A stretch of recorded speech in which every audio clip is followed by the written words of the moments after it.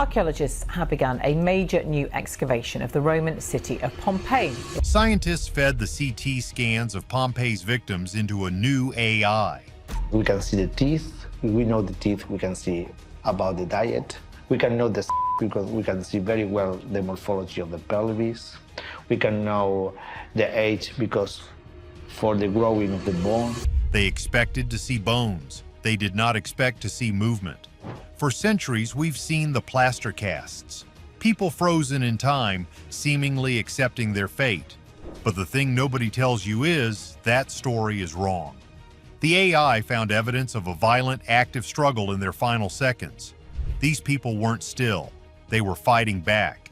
This new data is completely rewriting one of history's most famous tragedies, and what the AI found is, to put it mildly, disturbing. The Plaster Phantoms. On August 24th, 79 AD, the Roman city of Pompeii was a bustling, lively place. Thousands of people went about their day, unaware that the mountain looming over them, Mount Vesuvius, was about to erupt. When it did, it unleashed a hell on earth. Within hours, the city was buried under more than 20 feet of ash and pumice. But this wasn't just a gentle snowfall of ash. The eruption's final, fatal blow came from something called a pyroclastic surge. This was a superheated avalanche of gas, ash, and rock, moving at over 100 miles per hour with temperatures soaring past 500 degrees Fahrenheit. To put it mildly, it was an unstoppable force. The eruption itself unleashed energy estimated to be 100,000 times greater than the atomic bomb that leveled Hiroshima. In a matter of minutes, the entire city and its inhabitants were wiped from the face of the earth. For almost 1,700 years, Pompeii lay silent, a city lost to time. When explorers and archaeologists began to uncover it in the 18th and 19th centuries, they found streets, homes, and temples preserved just as they were. But they also found something haunting. As they dug, they kept finding empty spaces, hollow voids in the hardened ash that had the distinct shape of human bodies. You see, the volcanic ash had perfectly encased the victims. Over the centuries, the soft tissues and clothing decomposed, leaving behind a perfect three-dimensional mold of their final moments. In 1863, an archaeologist named Giuseppe Fiorelli had a brilliant, if eerie, idea. He realized his team could carefully pour liquid plaster, like that used for art, into these hollow voids. After the plaster hardened, they could chip away the surrounding ash. What was revealed stunned the world. They were left with perfect casts of the Pompeii victims. These weren't skeletons, they were statues of tragedy, capturing the very last second of a person's life. A man covering his face with his hands, a woman clutching her child, a family huddled together in a desperate final embrace, a dog chained to a post, writhing in its final moments. For over 150 years, these plaster ghosts have been the defining image of Pompeii. They stand in museums, silent witnesses to the disaster. And for just as long, we built a story around them. We assumed, based on these peaceful-looking poses, that they had simply suffocated on the toxic gas and ash. We told ourselves it was a relatively quiet, if sad, end. They were frozen in time. But here's the thing about those casts. They are a shell. They preserve the shape of the tragedy, but they hide the truth. The actual human remains, the bones, the teeth, the evidence of their lives, and their final moments were locked inside the plaster. And for generations, there was no way to see inside without destroying the very artifact we wanted to study. Scientists were up against a wall. We could only guess at what really happened. This assumption, that they perished peacefully, turned out to be completely and utterly wrong. But technology found a way to peek inside, and what it found wasn't peaceful at all. The tech that unlocked Pompeii. The first attempts to look inside the plaster began in the early 2000s. Researchers had the bright idea to use medical CT scanners. It's the same technology doctors use to look inside a living patient's body without a single cut. It seemed like science fiction, a chance to finally see the skeletons hidden within the casts. But the results were, to be blunt, a total letdown. The problem was one of density. It turns out that plaster and ancient brittle bone are almost identical in density. When the scanner tried to create an image, it couldn't tell the two apart. The scans that came back were ghostly, fuzzy, and almost unreadable. A human rib might look like a ridge of plaster. A jawbone could fade into the noise of the surrounding ash. Specialists argued for hours over what they were seeing. Many of the cast remained a frustrating, locked mystery. For 20 years, the data collected from these scans was considered mostly useless. That all changed in 2023. A new combined team of archaeologists, radiologists, and AI engineers decided to try something radical. They gathered all of that useless, noisy, low-quality CT scan data from the past 2 decades, and then they fed it all into a brand new machine learning system. This wasn't just any computer program. This AI had been meticulously trained on thousands of modern, high-resolution medical scans. It had been taught to recognize the incredibly subtle patterns of human anatomy. It learned to spot the unique density of a human tooth, the curve of a femur, the paper-thin structure of a skull bone, even when it was fragmented or hidden by noise. The AI learned to see what the human eye could not. It could instantly tell the difference between a chunk of volcanic rock, a smear of 19th century plaster, and a 2,000-year-old human bone. But the team didn't stop there. They took this to the next level. They carefully injected special contrast agents, think of them as high-tech dyes, into tiny holes in the plaster casts. These agents seeped into the materials and reacted differently with the ancient bone than with the plaster. When this was combined with the AI analysis, the results were mind-blowing. The system could now generate color-coded 3-dimensional models. Suddenly, on their screens, blue represented the plaster, white represented the skeleton, and in some shocking cases, red highlighted areas where traces of preserved soft tissue still clung to the bones. The AI wasn't just sharpening fuzzy images, it was digitally rebuilding skeletons that had been shattered and fragmented by the eruption. It could predict where a missing piece of bone should go based on anatomical logic. It could see microscopic fibers of cartilage in the joints. To a human, the scan data was just static. To the AI, it was a code it could finally crack. This process was anything but quick. What many overlooked is the sheer scale of this task. Scanning a single cast could take 12 continuous hours, generating terabytes of raw data. Then the AI would churn for days, cross-referencing millions of data points until a complete ghostly body emerged on the screen. Once it was done, researchers could do the impossible. They could digitally peel back the plaster layer by layer. They could rotate the skeleton, zoom in on a single tooth, and measure the angle of a fracture. Dr. Massimo Ossana, the director of the Pompeii Archaeological Park, called it opening a time capsule within a time capsule. The AI immediately started finding things. It spotted microfractures in skulls, suggesting blunt force trauma. It saw variations in bone density that told stories of childhood nutrition. In one of the most incredible wow factor moments, the AI even identified ancient dental work. It found evidence of early fillings, proving that Roman medicine was far more advanced than most people believed. But all of this was just the warm-up. The first truly massive shock, the one that started to make scientists question everything, came when the AI focused on their mouths. What the AI found in their teeth went against all archaeological logic. Healthier than us.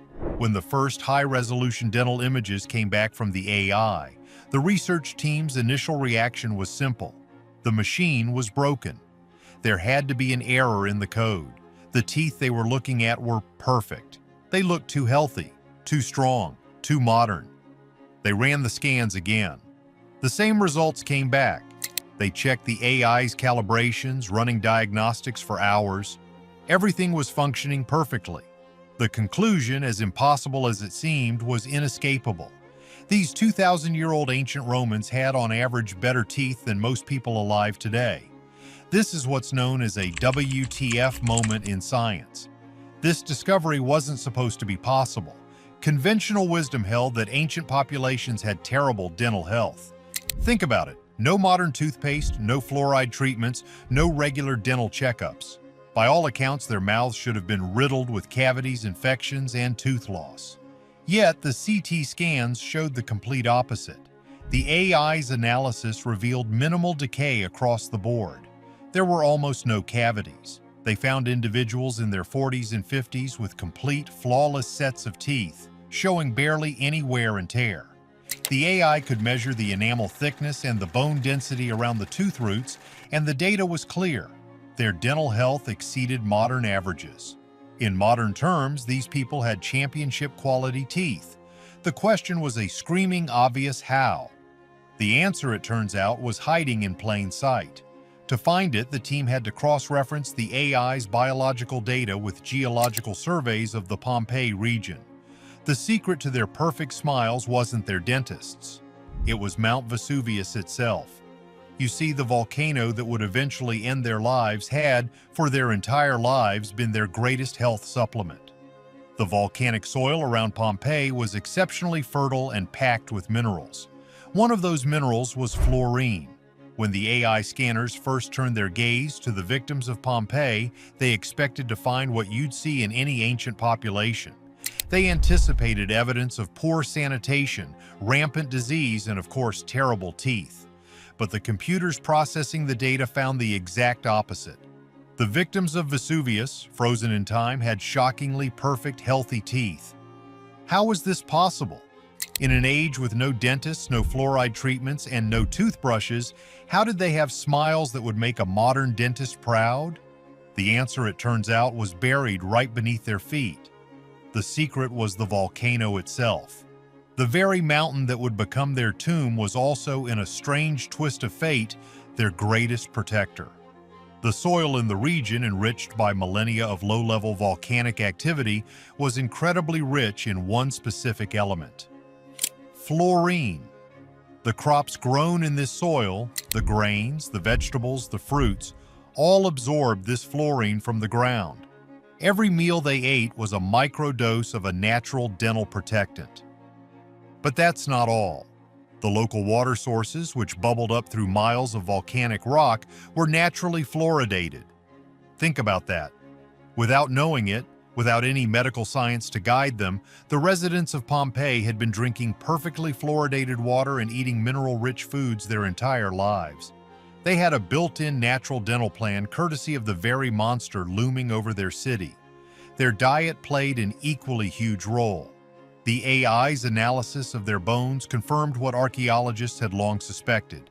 They ate a classic Mediterranean diet: whole grains, fresh vegetables, plenty of olive oil, and, thanks to their coastal location, a steady supply of fish. It was a diet high in nutrients and low in inflammation. But the real key was what they didn't eat. The number one enemy of modern teeth, the single biggest culprit sitting in your own kitchen: processed sugar. And that strength makes the AI's next discovery even more horrifying. Not frozen in time.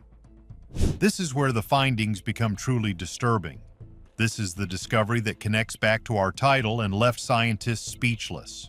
The old story, the one we've all heard, was that the victims of Pompeii were frozen in time. The plaster casts, with their seemingly peaceful poses, supported this comfortable narrative. We told ourselves they huddled for warmth or comfort and then peacefully suffocated as the toxic ash and gas filled the air. It was a catastrophe, yes, but one that we sanitized. We imagined a quiet end. The AI-enhanced CT scans absolutely destroyed this narrative. The comfortable story was a lie. The AI analysis of the skeletons inside the plaster proved that the majority of these individuals did not perish peacefully. They met their end violently, traumatically, and in ways that must have been, to put it mildly, absolutely terrifying. The disturbing details stacked up, one scan after another. The AI found patterns of massive head injuries, shattered bones, collapsed spines, and crushing impacts. And it all pointed back to the pyroclastic surge. That surge, the one we talked about earlier, wasn't just hot air. It was a 500-degree Fahrenheit avalanche of gas and rock fragments moving at over 100 miles per hour. The AI's trauma analysis showed it didn't just burn, it hit with the physical force of a car crash. The AI found skeletal damage, crushed ribs, snapped femurs, that could not be explained by falling buildings. The victims were struck by the air itself. But here is the core of the discovery. This is the movement the AI found. The silent casts of Pompeii have long held a heartbreaking story. We see them huddled in corners, lying as they fell, or seemingly embracing in their final moments. The popular story is that they were frozen in time, suffocated by a gentle rain of ash, preserved like statues in their last peaceful pose. But this, like so many comfortable histories, is a lie. Recently, scientists unleashed a new kind of archaeologist on these plaster-filled voids, a sophisticated artificial intelligence.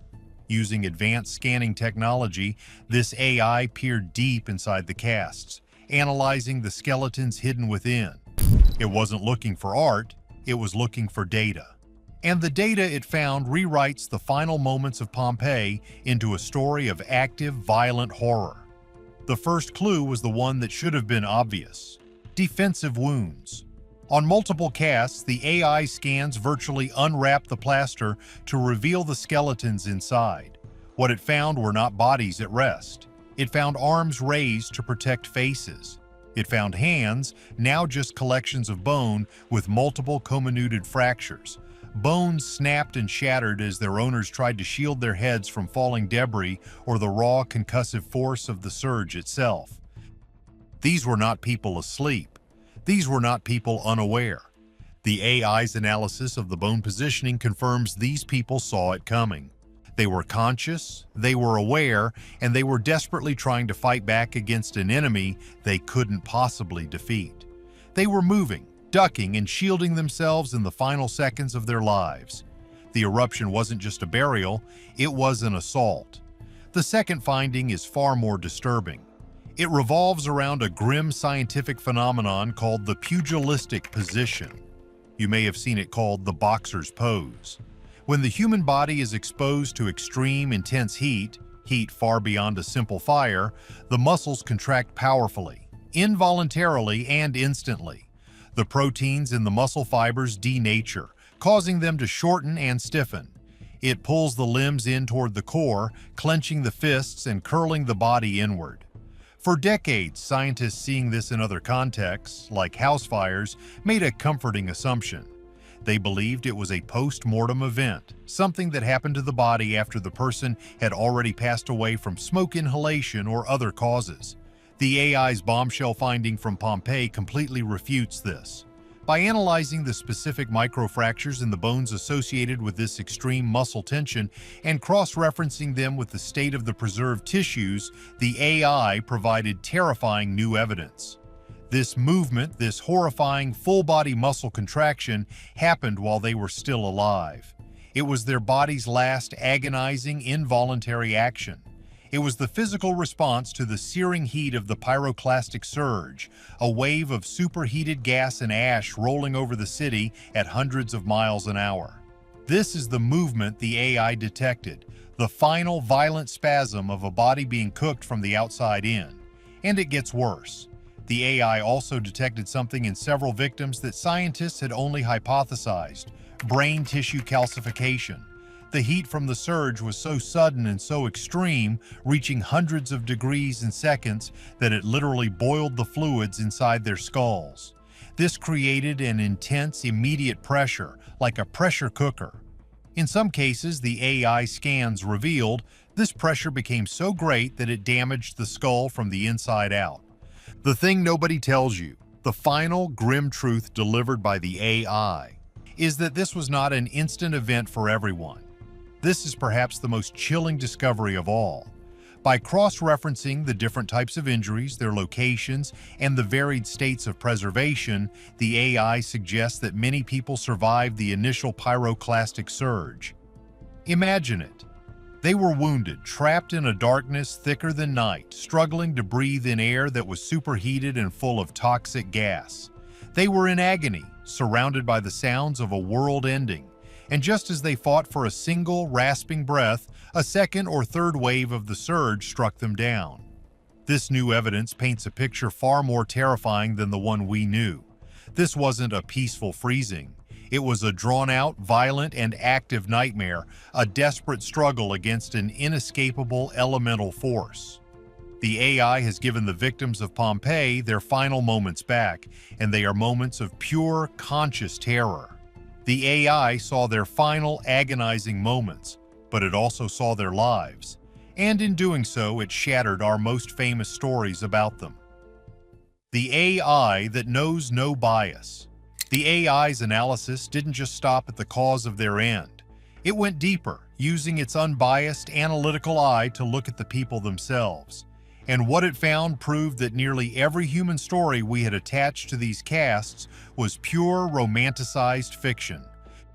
The most dramatic example is also Pompeii's most famous cast, the Two Maidens. You've seen the image. It's two bodies locked in a final, desperate hug. For over a century, this cast was the ultimate symbol of the tragedy. It was the face of Pompeii. Tour guides and historians told the moving story of two young women, perhaps sisters, perhaps a mother and daughter, perhaps lovers, clinging to each other for comfort as their world ended. It was a powerful, emotional narrative, except it wasn't true. The AI scanned the skeletons hidden inside.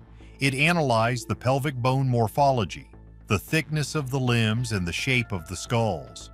The biological indicators were unmistakable. These weren't two women, they were two men. Later DNA analysis confirmed it. The two maidens were in fact two adult males, one in his late teens or early 20s, the other a man in his 30s. Suddenly, the entire story shatters into a million pieces. The one story we told for 150 years, the one that defined this artifact, was completely wrong. So who were they? The easy answers are the ones we've heard. Were they father and son, brothers, close friends? Or as many have suggested, were they lovers, a forbidden relationship captured for eternity in a moment of panic? That's the new romantic story, the one that simply replaces the old one. But the AI's revelations force us to consider far wilder, darker possibilities. The AI doesn't care about our assumptions. It doesn't care about our biases or our desire for a romantic story. It only reports the facts. And those facts open up a void of speculation. What if they weren't embracing in comfort but in a struggle? What if one was a captor, the other his prisoner? Perhaps a wealthy young man and the slave trying to kidnap him, or the guard trying to protect him? What if they were rivals? Two gladiators, two businessmen, two political enemies who in the final terrifying moment of the apocalypse saw the absolute futility of their conflict and held on to the only other human being left. And then there's the thief theory. What if one was a guard and the other was a robber he'd just caught? What if the younger man had just robbed the older and in the chaos, they were trapped together? The AI can't scan for motive. It can't scan for the look in their eyes. It just gives us the data, and that data creates 1,000 new mysteries. This pattern of shattered assumptions repeated again and again. Another cast, long identified as an elderly woman because of its slight build and position, was put through the AI scanner.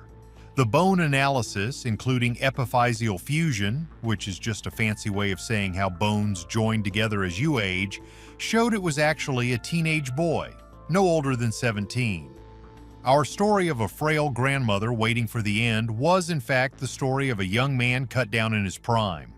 Then there's the case of the so-called pregnant woman. It's another famous cast, a figure huddled on the ground seemingly protecting their belly. For decades, this was the ultimate tragedy, a mother trying to protect her unborn child. It was a story of maternal instinct. The AI analysis of the pelvis and skeletal structure. It was a man. Our modern eyes saw a protective, maternal gesture, and we projected a story that the bones simply did not support. So what was he doing? This is where the wild theories get real traction. If he wasn't protecting a child, he was protecting something. The position is undeniably defensive. Was he clutching a bag? The eruption was fast, but not instantaneous. People had time to grab their most valuable possessions. Was this man a thief who had just looted a villa and was desperately trying to shield his stolen treasure? A bag of gold coins, priceless jewels, or incriminating documents? Think about it. The plaster cast only preserves the void left by the flesh. It doesn't preserve leather or cloth. A bag of treasure would have rotted away, leaving only the shape of the man holding it. This man wasn't a symbol of motherhood. He might have been a symbol of human greed, his last act on Earth to protect his loot. But the AI's most profound discovery might be the one that rewrites Roman society itself. Archaeologists have long made assumptions about social class. It seems simple. If a victim was found in a grand, wealthy villa surrounded by gold and mosaics, they were assumed to be the wealthy owner or their family. If they were found in the cramped servants' quarters or a bakery, they were assumed to be a slave or a poor worker. The AI's analysis of their bones challenged this in a big way. You see, bone density and specific skeletal markers can tell a detailed story about a person's life, especially their childhood nutrition.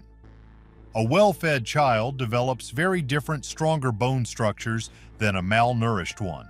Hard physical labor also leaves permanent marks on the skeleton.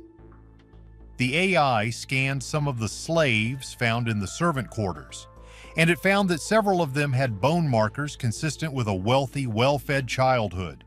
They had strong, healthy bones. They had never known a day of hunger. So who were they? Were they high-status servants who were paid and treated well? Maybe. Were they the children of the wealthy family just caught in the wrong part of the house during the eruption? Possible. Or was it something more sinister? What if these slaves with wealthy bones were actually high-value hostages? Think about it. A wealthy family's child kidnapped and hidden in the servants' quarters of a rival's villa, only for the volcano to erupt and entomb both the victim and the criminals, their secret lost forever until an AI scanned their bones. Conversely, the AI scanned some of the victims found in the most opulent grand villas. These were the people presumed to be the 1% of Pompeii, and it found some of them had skeletal markers of severe childhood malnutrition and a life of brutal, backbreaking physical labor. So who were they? Were they slaves who had risen to a high-status position in the household, or were they poor relatives living off the family's wealth? Or does it prove that Roman social mobility was more fluid than we ever imagined? The wildest theory? That these weren't the owners at all. They were imposters. Imagine a scenario. A group of con artists or even escaped slaves who found a villa abandoned by its rich owners who fled at the first tremor. They move in, enjoying a life of luxury they've never known. For a few hours, they are living the ultimate fantasy when the pyroclastic flow hits, trapping them in a house that was never theirs. The volcano didn't care if they were rich or poor, master or slave, owner or imposter. It took them all.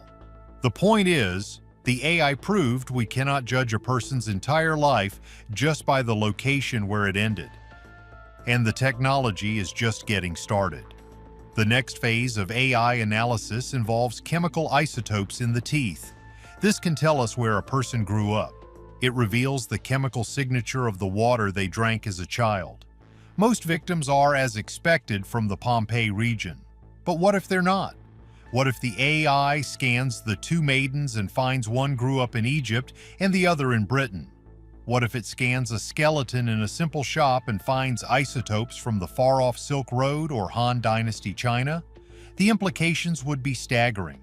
It would mean the Roman world was vastly more interconnected than we ever dreamed, that a globalized world isn't a modern invention. These casts could be holding the secrets to a completely different version of history. So what does all this mean? People watching this are probably wondering, did all this new information just appear overnight? Is this all true? Are we missing a key detail? The thing is, this technology is doing something profound. It's forcing us to stop looking at these casts as just artifacts or symbols. It's stripping away the comfortable, romantic stories we told ourselves.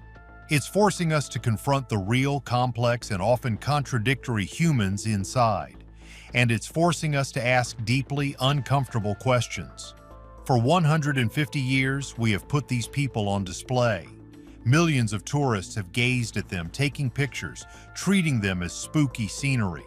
Now that the AI has proven their end was not a peaceful sleep from gas, but a violent, terrifying, moving agony from being flash-heated, does that change our responsibility to them?